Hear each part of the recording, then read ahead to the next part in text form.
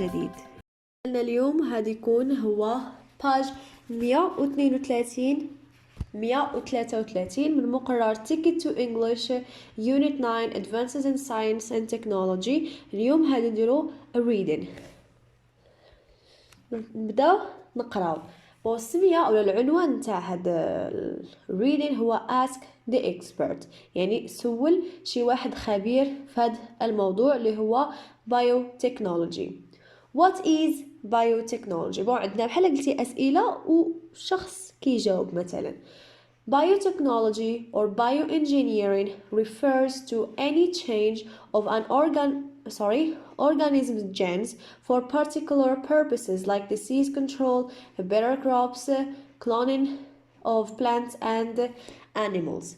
هنا قصدولنا أنه البايوتكنولوجي كتعني أو كتشير لأي تغيير في الجينات نتاع واحد الكائن حي for practical purposes لأسباب أو لغايات عملية، بحال مثلا disease control تحكم في الأمراض بحال disease والأمراض، better crops بمعنى محاصيل أفضل، cloning of plants and animals بمعنى استنساخ الحيوانات ونباتات.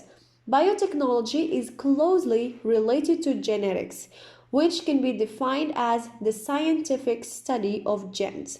يعني قالوا لنا أن البايوتكنولوجي بحال قلتي قريب يكون عنده واحد العلاقة قريبة مثلا للجينيتكس. جينيتكس بحال قلنا علم الوراثة which can be defined، يعني داك جينيتكس كي نشرحوه as the scientific study، يعني داك الدراسة العلمية of genes للجينات.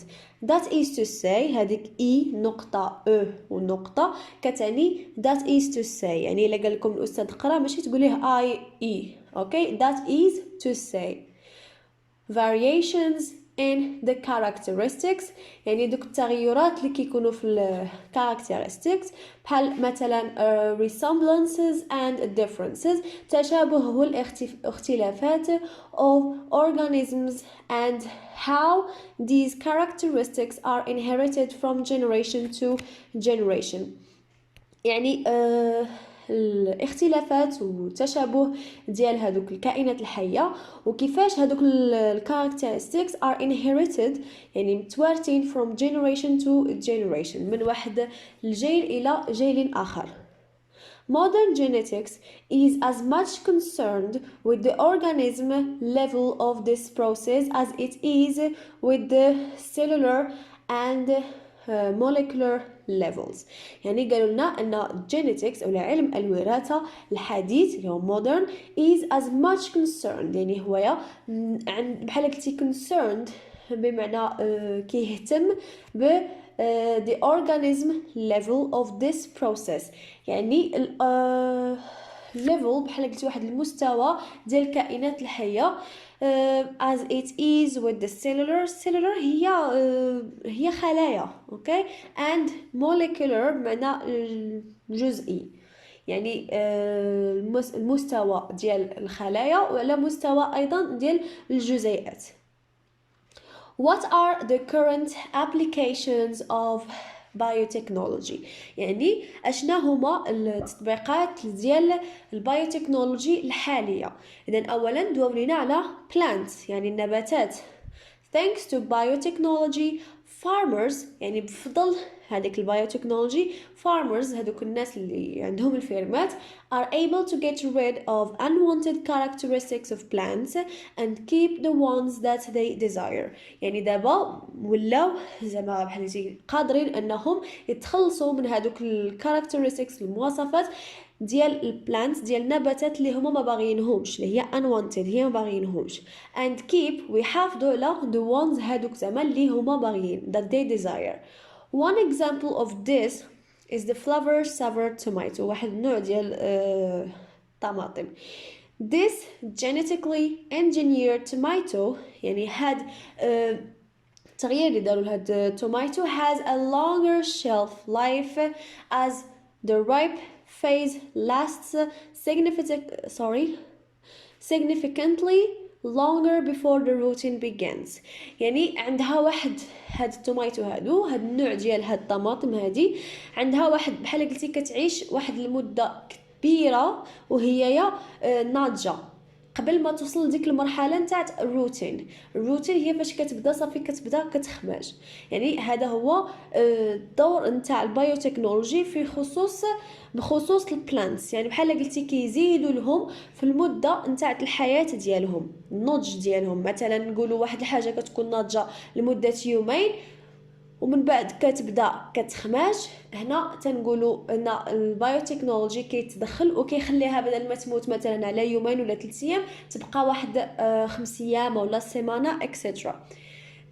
The other famous example is the new type of potatoes that resist invasion by dangerous insects. يعني قال لك واحد ليكزامبل واحد اخر هو واحد النوع جديد ديال بطاطا. قال لك شنو داروا له؟ قال لك كيقدر يقاوم invasion هو اجتياح of dangerous insects دوك الحشرات اللي كيضروا بالبوتايتو بالبطاطا. هي هاد النوع ديال البطاطا كتكون قادره انها تقاوم هادوك الانسكتس دوك الحشرات الخطيرين كتقدر انها تقاومهم ما كيأثروش فيها. Another advances in genetic engineering have made it possible to decrease the need of fertilizers by breeding plants that produce their own form of efficient fertilizers. يعني واحد عاوتاني بحال قلتي genetic engineering بحال biotechnology. يعني واحد الحاجه اخرى اللي كيستافدوا منها انهم خلاو بعض نتاع البلانتس التربيه نتاع البلانتس رباو بعض ديال البلانتس اللي كيقدروا هما يديروا الخصوبه لريوسهم ما كيحتاجوش شي حاجه اخرى اللي تخصبهم هما كيخصبوا ريوسهم. Farmers are looking for a greater crop product while having to plant fewer crops.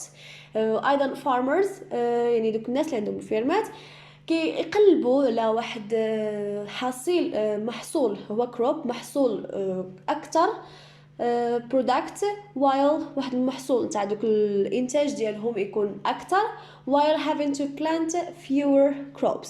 وفي نفس الوقت كيزرعوا غير شويه نتاع النباتات. These are only a few of the many advances and prospects that genetic engineering holds for agriculture.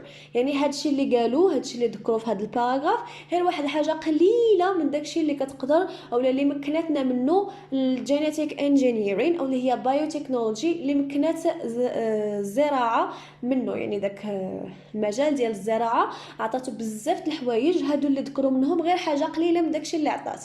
However ولكن رغم ذلك there are some negative side effects that must be worked out. قال لك زعما ورغم ذلك كاينين بعض الجانب اللي هو سلبي ولا نتائج سلبيه او لا اللي خاصهم يخدموا عليهم. An example of this is واحد الاكزامبل قال لك is a decline in quality of taste. يعني داك المذاق نتاع داكشي اللي كيصاوبوا الكاليتي ديالته ماشي بحال الاصلي زعما which would definitely outweigh the benefits of a long shelf life or resistance to insects. يعني هادوك الطبيعيين زعما بحال قلتي المذاق ديالهم كيتفوق بزاف هادوك اللي عندهم واحد المده طويله باش يبقاو عايشين او لا يبقاو ناضجين. live stocks بحال قلنا هادوك الماشيات او لا etc. Genetic engineering can improve the genes of animals by reducing the possibility of diseases. يعني هاد genetic engineering تقدرت لنا انها ترفع لنا من الجينات نتاع الحيوانات by reducing انها تتقلل the possibility of disease. يعني الامكانيه نتاع هذوك الامراض. In cows for example في الابقار كمثال higher products of meat or milk can be brought for. يعني يقدروا انهم بحال قلتي يطوروا في الانتاج ديال اللحم والملك اللي هو الحليب. genetic variations can also promote faster growth. يعني genetic variations اللي هي الاختلافات أو لا تفاوتات can also promote faster growth، يعني يخليوهم يكبروا بسرعة، which means less time and expense before the farmer can achieve market value for an animal's meat. يعني هادوك الحيوانات ما بقاش مازال غادي يشدوا واحد الوقت كبير باش انهم يكبروا، غيوليو يكبروا دغيا في واحد الوقت قصير باش هذاك الفارمر دغيا انه يستافد من اللحم ديال دوك الحيوانات اللي عنده. However, the use of genetic engineering in livestock has not come without its problem. يعني رغم ذلك هاد زعما هاد البينيفيتس هادو اللي جاو او هاد genetic engineering في هاد المجال هذا ديال livestock واخا هكاك ما جاش بلا مشاكل، يعني جا وجاب معاه حتى بعض المشاكل. There have been increased instances of mutation and overgrowth. يعني بحال قلتي جاب لنا واحد الحالات ديال تحول او لا overgrowth، يعني كبروا اكثر من القياس، which has caused scientists to re-evaluate the effectiveness of genetically engineered livestock. اللي خلى هادوك scientists يعاودوا النظر في النتائج اللي كتعطي او لا كيفاش effectiveness زعما ما عرفتش كيفاش نشرح لكم effectiveness، فعاليه ديالتها هي effectiveness، الفعاليه نتاع genetically engineered livestock. شوفوا اخر paragraph human disease control. Already bioengineering has grown into a huge industry that creates a wide variety of medical products made by genetically enhanced DNA. يعني ديجا عندنا حنا هاد البايو انجينيرين بحال قلتي كبرات لنا داك الاندستري الفاكتوريز اولا الصناعه اللي كتخيل لنا واحد وايد فرايتي اوف واحد تنوع كبير ديال المنتجات الطبيه اللي تقدت لنا وتعززت لنا بطرف الدي ان اي. A small representative sample of products currently available would include such drugs as insulin for treating diabetes. معنى drugs يعني drugs عندها جوج المعنى، كاينين دواء وكاين ايضا drugs المخدرات، هنا قصدوا به الدواء drugs as insulin بحال الانسولين for treating diabetes باش يعالجوا داء السكري، growth hormones for heart attacks بعض ديال الهرمونات بالنسبه لدوك اللي كيجيهم ازمه قلبيه، interfection of cancer ايضا دوك الناس اللي كيجيهم الكانسر، safer vaccines for AIDS وتلقيح اللي هو امن بالنسبه للسيدا. The use of genetic engineering in humans promises some extraordinary benefits. يعني الا استخدموا هذاك الجينيتيك انجينيرين في الهيومنز في الناس بحال كنتي كتوعد الناس بواحد مميزات اللي هما extraordinaire, one of which is cure and prevention of many types of disease that come from faulty genes. هنا قال لك زعما انه واحد من هذوك البينيفيتس اللي يقدروا يستافدوا منهم الناس من هاد genetic engineering is cure من العلاج and prevention وانك تمنع شي حاجه هي prevention of many types of diseases بزاف ديال الانواع ديال الامراض that come from faulty genes اللي كيجيو من دوك الجينات المتعطله.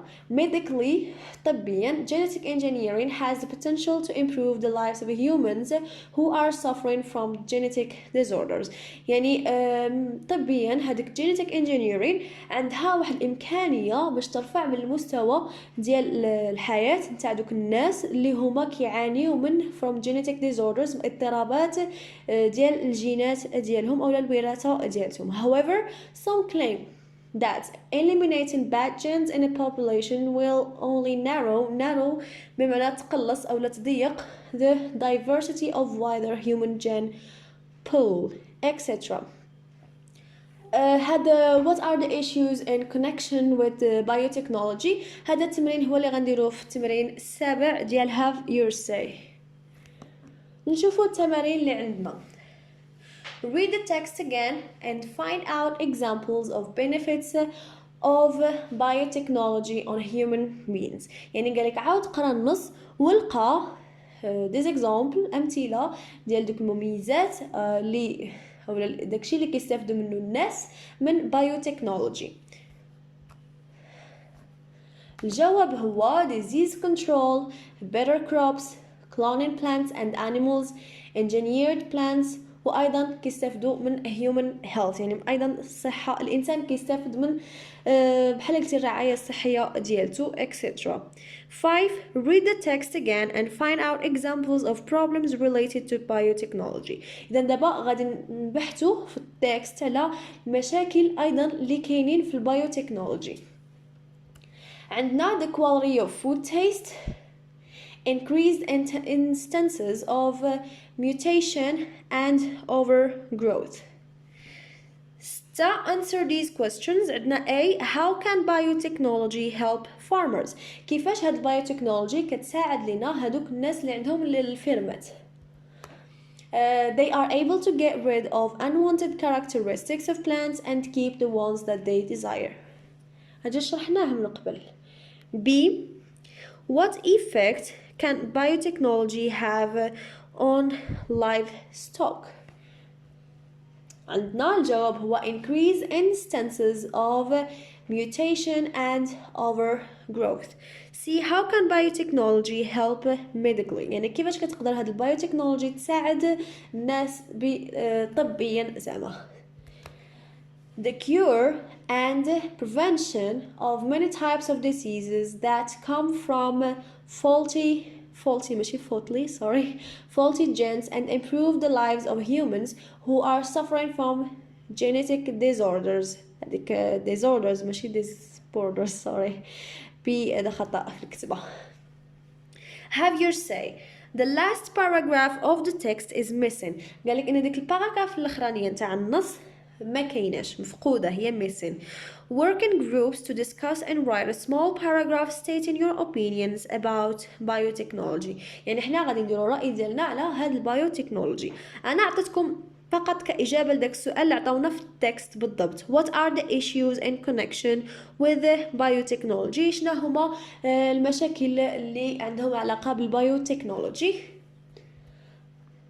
عندنا one of the major issues is the uncertain effect on the environment concerning genetically modified crops. Another fear is about food safety, that is to say the production of toxic compounds resulting from genetic modification is possible. إذا بحال قصدنا قلنا زعما واحد من المشاكل اللي هما major يعني أولية is the uncertain هذيك in ماشي in is the uncertain effect on the environment. يعني واحد تأثيرات على الانفيرومون على البيئة اللي هي غير مؤكدة، يعني ما عارفينهاش concerning genetically modified crops، يعني فيما يخص دوك المحاصيل اللي هما بحال قلتي تم تصحيحهم جينيتيكيا.